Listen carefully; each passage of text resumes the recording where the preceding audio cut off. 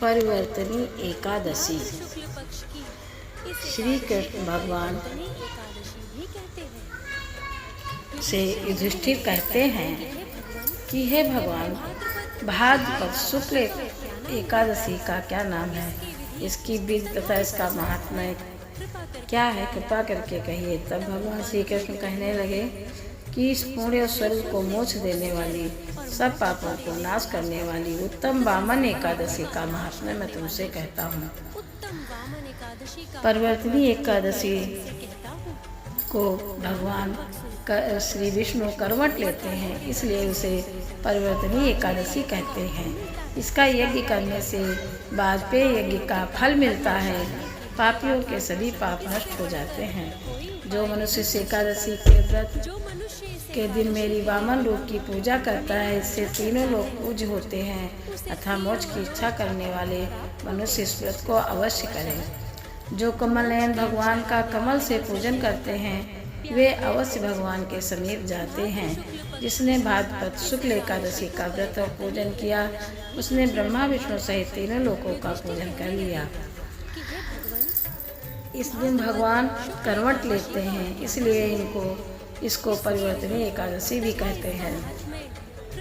इसका यज्ञ करने से वाजपेय यज्ञ का फल मिलता है। पापियों का पाप नाश करने के लिए इससे बढ़कर कोई और उपाय नहीं है। जो मनुष्य इस एकादशी के दिन मेरे वामन रूप की पूजा करता, उसे तीनों लोग पूज्य होते हैं। भगवान के वचन सुनकर युधिष्ठिर बोले, हे भगवान, मुझे संदेह हो रहा है कि आप किस प्रकार सोते हैं और किस प्रकार करवट लेते हैं तथा किस प्रकार राजा बलि को बांधा और वामन रूप रखकर क्या क्या लीलाएं की। चतुर्मास के व्रत की क्या विधि है तथा आपके शयन करने पर मनुष्य का क्या कर्तव्य है, सो आप मुझसे बताइए विस्तार से। श्री कृष्ण कहने लगे कि हे राजन, अब आप सब पापों को नष्ट करने वाली कथा का श्रवण करें। त्रेता युग में बल नामक एक दैत्य था। वह मेरा परम भक्त था। विविध प्रकार के वेद भक्त सूत्रों से मेरा पूजन किया करता था और नित्य ब्राह्मणों के पूजन तथा यज्ञ का आयोजन करता था। लेकिन इंद्र से द्वेष के कारण उसने इंद्रलोक तथा सभी देवताओं को जीत लिया। इस कारण सभी देवता एकत्र हो गए। सोच विचार कर भगवान के पास गए और बोले, बृहस्पति सहित इंद्रादिक देवता प्रभु के निकट जाकर उन्नत मस्तक होकर वेद मंत्रों द्वारा भगवान का पूजन और स्तुति करने लगे।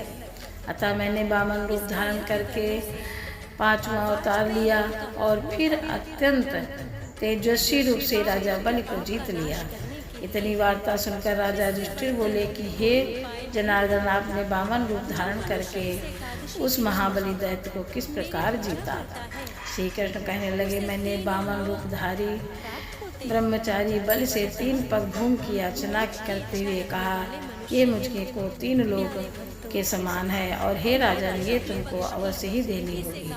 राजा बल ने इसे तुच्छ याचना समझकर 3 पग भूमि का संकल्प मुझको दे दिया और मैंने अपने त्रिविक्रम रूप को बढ़ाकर यहाँ तक कि भूलोक में पद, भवलोक में जंघा, स्वर्गलोक में कमर, महालोक में पेट, जनलोक में हृदय, यमलोक में कंठ की स्थापना कर सत्यलोक में मुख, उसके ऊपर मस्तक स्थापित किया।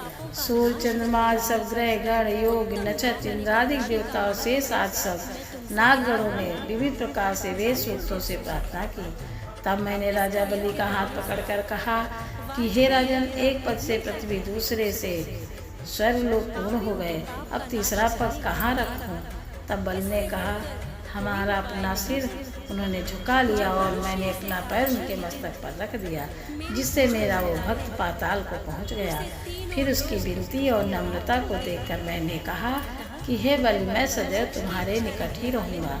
विरोचन पुत्र बलि से कहने पर भाद्रपद शुक्ल एकादशी के दिन बलि के आश्रम पर मेरी मूर्ति स्थापित हुई। इसी प्रकार दूसरी क्षीर सागर में शेष नाग के पृष्ठ पर हुई। हे राजन, इस एकादशी को भगवान शयन करते हुए करवट लेते हैं, इसलिए तीनों लोकों के स्वामी भगवान विष्णु का उस दिन पूजन करना चाहिए। तांबा, चांदी, चावल, दही का दान करना उचित है। रात को जागरण अवश्य करना चाहिए। जो विधि पूर्वक इस एकादशी का व्रत करते हैं वे सब पापों से मुक्त होकर स्वर्ग में जाकर चंद्रमा के समान प्रकाशित होते हैं और यश पाते हैं। जो पाप नाशक इस कथा को पढ़ते हैं या सुनते हैं उनको 1000 अश्वमेध यज्ञ का फल प्राप्त होता है। इति हरि ओम तत्सत, हरि ओम तत्सत, हरि ओम तत्सत। ओम नमः शिवाय, ओम नमः शिवाय, ओम नमः शिवाय, ओम नमः शिवाय। उसे तीनों लोक प्राप्त होते हैं। अतः मोक्ष की इच्छा रखने वाले मनुष्य